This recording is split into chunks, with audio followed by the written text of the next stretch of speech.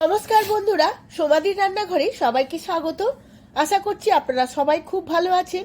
আজ আমি নিয়ে চলে এসেছি ঠাকুরবাড়ি স্টাইলের অথেন্টিক স্বাদের পাবদা মাছের রসা।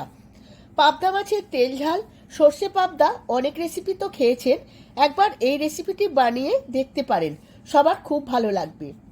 কম সময়ে কম উপকরণে এই রেসিপিটি খুব সহজেই বানিয়ে নেওয়া যায়।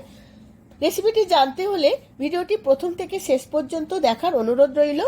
আমার চ্যানেলে নতুন বন্ধু হলে চ্যানেলটিকে সাবস্ক্রাইব করে পাশে থাকা বেল আইকনটি প্রেস করে রাখবেন, যাতে আমার সমস্ত রান্নার নোটিফিকেশন সবার আগে আপনাদের কাছে পৌঁছে যায়। আর ফেসবুক বন্ধুদের কাছে অনুরোধ পেজটিকে ফলো করার জন্য। চলুন দেখে নেওয়া যাক রেসিপিটি। এখানে আমি দুটো বড় সাইজের পাবদা মাছ নিয়ে নিয়েছি। পাবদা মাছগুলো খুব ভালো করে ধুয়ে নিয়েছি ঘষে ঘষে। এখন আমি নুন আর হলুদ আর অল্প একটু সর্ষের তেল মাখিয়ে নেব, কারণ মাছটা ভাজার সময় খুব বেশি ফাটবে না। এবার সমস্ত কিছু খুব ভালোভাবে মাছের গায়ে মাখিয়ে নেব।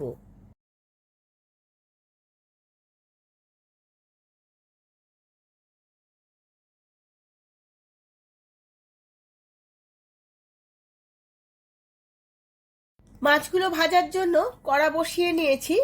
এর মধ্যে বেশ কিছুটা তেল আমি দিয়ে দেব। তেলটা গরম হয়ে গেছে। এবার তেলের মধ্যে দিয়ে দেব অল্প একটু নুন আর হলুদ। যে কোনো মাছ ভাজার সময় তেলের মধ্যে যদি নুন আর হলুদ এইভাবে দিয়ে দেওয়া যায়, তাহলে মাছ ভাজার সময় তেল গায়ে পড়বে না। এবার একটা করে মাছ এই তেলের মধ্যে দিয়ে দেব। মাছগুলো ভাজার সময় গ্যাসের ফ্লেমটা মিডিয়াম টু হাইতে রাখতে হবে।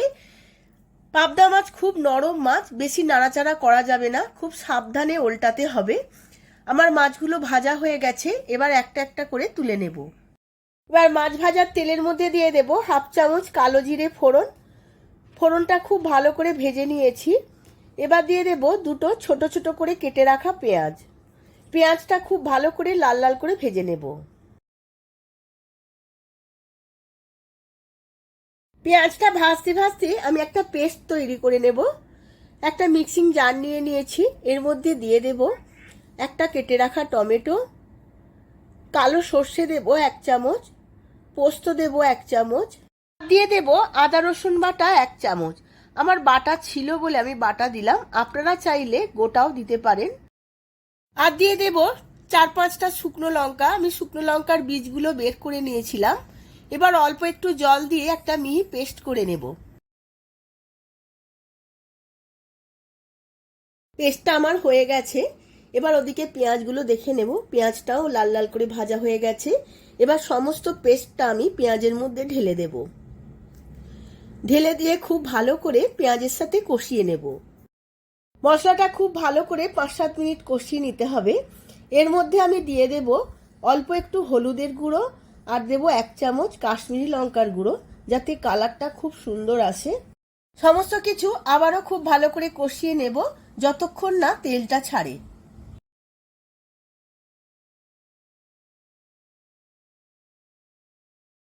সমস্ত মশলাটা 5-7 মিনিট ভালো করে কষিয়ে নিয়েছি, তেলটাও ছেড়ে এসেছে। এবার দিয়ে দেব স্বাদ মতো নুন। নুনটাও আমি সমস্ত মশলার সাথে খুব ভালো করে মিশিয়ে নেব। এবার দিয়ে দেব পরিমাণ মতো জল। জলের পরিমাণটা আপনারা বুঝে দেবেন, যেমন ঝোল খাবেন। এবার খুব ভালো করে আরো 2-1 মিনিট ফুটিয়ে নেব। ঝোলটা খুব ভালো করে ফুটে গেছে। এবার ভাজা মাছগুলো ঝোলের মধ্যে দিয়ে দেব আর খুন্তিতে করে ঝোলটা মাছের গায়ে দিতে থাকবো। বেশি ফোটাবো না, খুব নরম মাছ, ভেঙে যেতে পারে।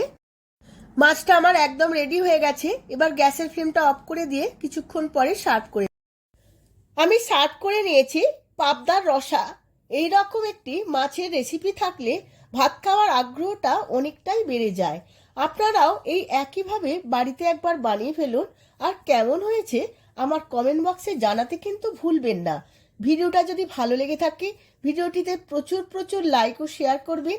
আজ তাহলে আসি, আবার দেখা হবে পরবর্তী ভিডিওতে নতুন আরও একটি রেসিপি নিয়ে। ধন্যবাদ।